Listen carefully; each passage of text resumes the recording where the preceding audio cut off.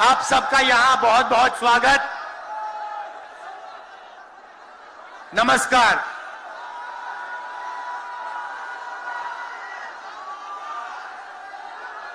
देश में जब भी बदलाव आता है वो बिहार में तूफान शुरू होता है। यहां से तूफान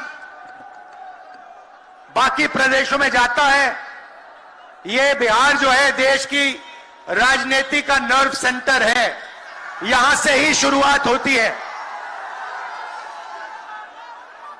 आज देश में विचारधारा की लड़ाई है।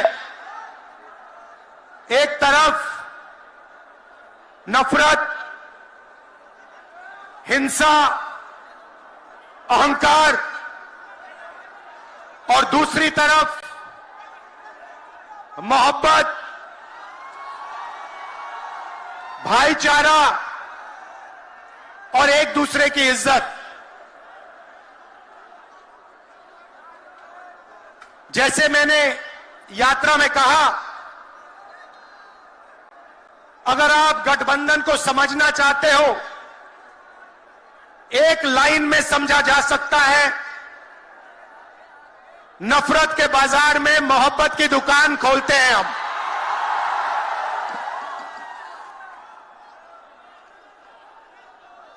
इस देश में नफरत क्यों फैल रही है? यह नफरत का देश नहीं है, आप सब जानते हो। आपके दिल में, हिंदुस्तान के नागरिकों के दिल में नफरत नहीं है, मोहब्बत है, प्यार है, एक दूसरे का आदर है। तो सवाल उठता है कि इस देश में नफरत क्यों फैल रही है? भाई और बहनों, नफरत का सबसे बड़ा कारण देश में अन्याय है।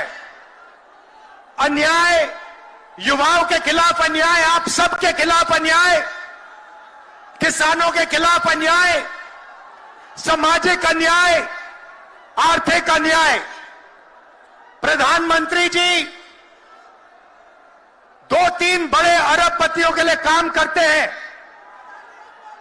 2-3 लोगों के लिए काम करते हैं।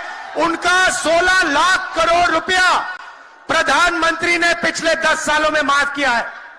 मैं आपसे पूछना चाहता हूं, उन्होंने हिंदुस्तान के किसान का कितना कर्जा माफ किया?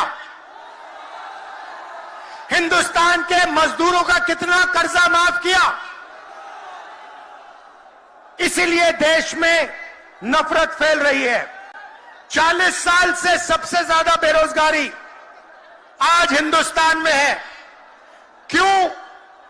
क्योंकि बीजेपी ने छोटे व्यापारियों को, किसानों को, स्मॉल और मीडियम वाले बिजनेसेस को नष्ट कर दिया है। एक तरफ नोटबंदी की, दूसरी तरफ जीएसटी लागू की। नतीजा यह हुआ, जो लोग इस देश को रोजगार देते हैं, छोटे बिजनेस वाले, स्मॉल और मीडियम बिजनेस वाले, उन सब का काम बंद हो गया।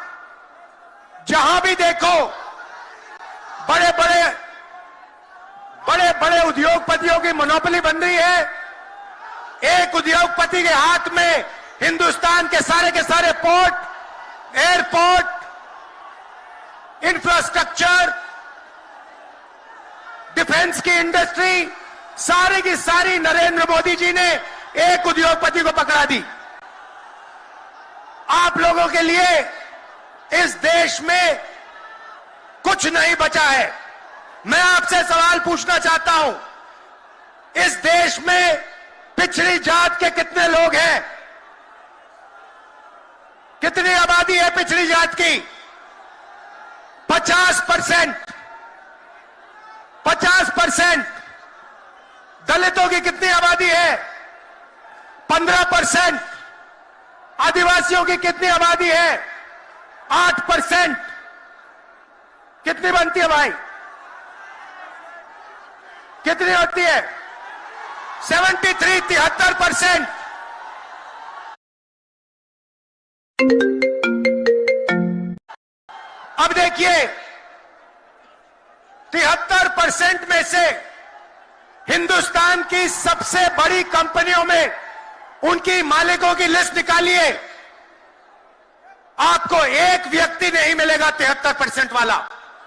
उसके बाद मीडिया के मालिकों की लिस्ट निकालिए, बड़े बड़े इनके जो पत्रकार हैं उनकी लिस्ट निकालिए, आपको 73% में से एक नहीं मिलने वाला है।